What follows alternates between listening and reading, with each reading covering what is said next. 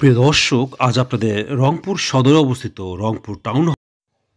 Rangpur town হলের ক্যাম্পাসে বেশ কয়েকটি দর্শনীয় স্থান রয়েছে। রয়েছে একটি বধ্যভূমি, পুরাতন লাইব্রেরি, টাউন হল। ঐতিহাসিকভাবে রংপুর প্রাচীন বাংলার শহরগুলির মধ্যে একটি। প্রায় ২৫০ বছরের নাগরিক সংস্কৃতি রংপুরকে সমৃদ্ধির দিকে তার নিজস্ব গতিতে এগিয়ে চলতে সাহায্য করেছিল, এবং এতে টাউন হল এই প্রতিষ্ঠানটি একটি গুরুত্বপূর্ণ ভূমিকা পালন করেছে এবং করে চলছে। রংপুর টাউন হল হলো বাংলাদেশের রংপুর শহরের সিটি হল। ঐতিহাসিক রঙ্গপুর নাট্য সমাজ 1896 সালে এটি প্রতিষ্ঠা করে। আপনার ভিডিওতে টাউন হল দেখছেন। আগে বলেছি এটি 1896 সালে প্রতিষ্ঠিত।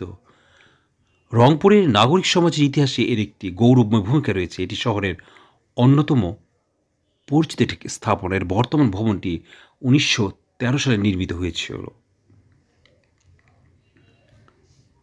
আপনারা ভিডিওতে সেই স্থাপত্য দেখছেন। এটি রংপুরের সাংস্কৃতিক কর্মকাণ্ডের প্রধান কেন্দ্র।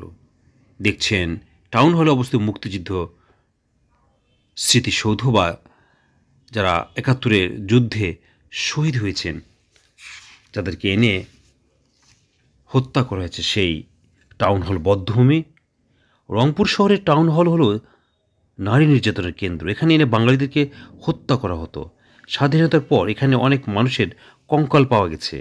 টাউন হলের উত্তর দিকের কুয়ায় অজানা অনেক মানুষের কঙ্কাল পাওয়া গেছে। এটি একটি বধ্যভূমি স্মৃতিস্তম্ভ আছে।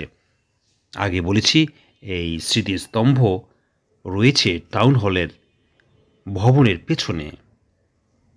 রংপুর জেলার বধ্যভূমিসমূহ হচ্ছে বাংলাদেশের উত্তর পশ্চিমাঞ্চলের রংপুর বিভাগের রংপুর জেলায় 1971 সালে স্বাধীনতা যুদ্ধের সময় জেলার বিভিন্ন স্থানে পাকবাহিনী কর্তৃক এলাকার নিরীহ মানুষকে হত্যা করার স্থান। এই বধ্যভূমিগুলি মুক্তিযুদ্ধের স্মৃতি বহন করে আসছে। আপনারা সেই টাউন হল বধ্যভূমি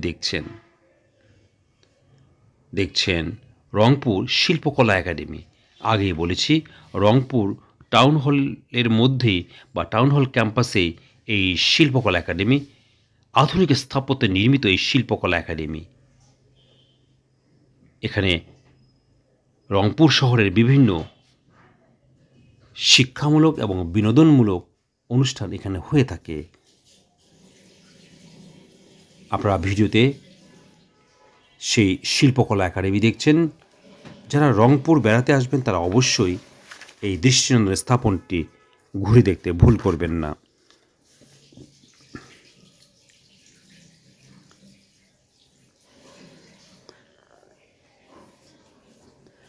পয়লা বৈশাখের মতো প্রতিটি জাতীয় দিবস বা সাংস্কৃতিক দিনে সরকারি ও বেসরকারি উভয় প্রকারের সংগঠনই বিশাল পরিসরে এখানে সাংস্কৃতিক অনুষ্ঠানের আয়োজন করে থাকে।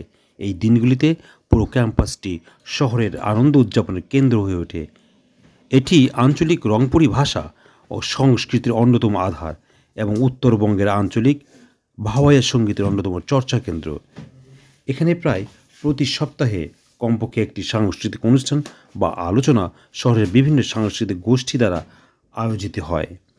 এই প্রতিষ্ঠানটি আসাদুজ্জামান নূর, তুলসী লাহিড়ী এবং বেবি নাজনীন সহ বাঙালি সংস্কৃতির বিশিষ্ট ব্যক্তিত্বদের সাথে জড়িত।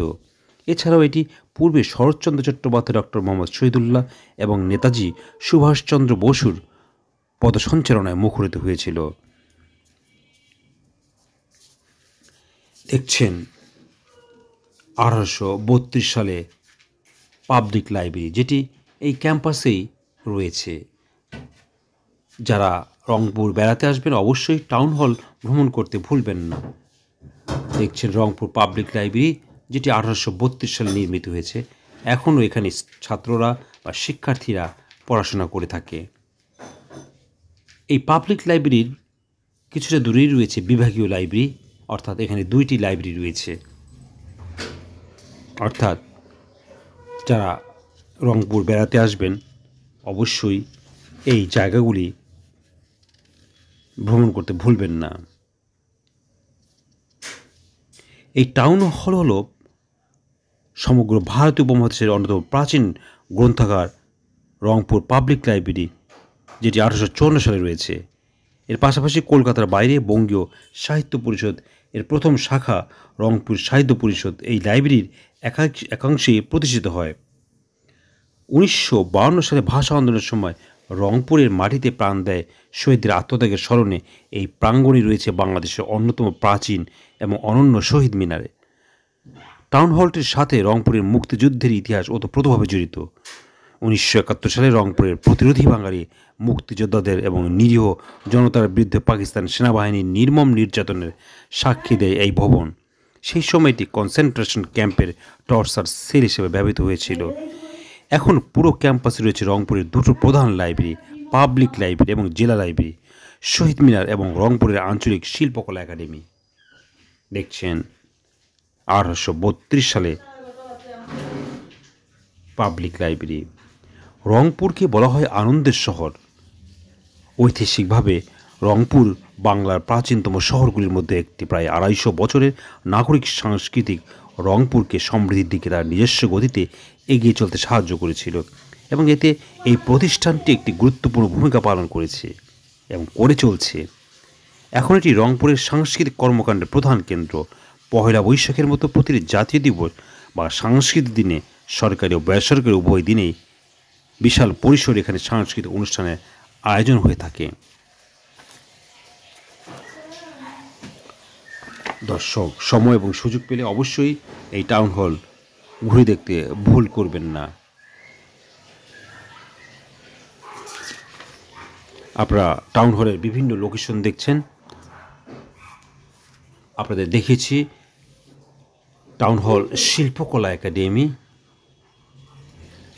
1832 সালের পাবলিক লাইব্রেরি এবং 1913 সালের টাউন হল প্রথম ভবন।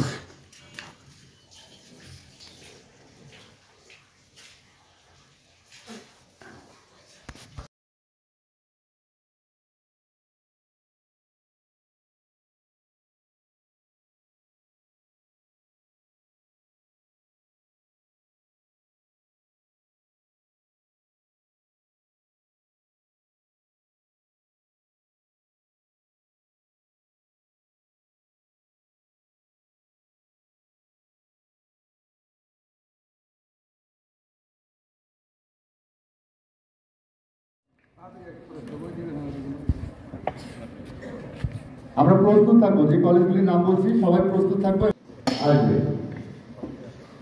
বন্ধুরা দ্বিতীয় পাশ পেয়েছে, আমরা শ্রদ্ধার সাথে তাদের নিবেদন করছি।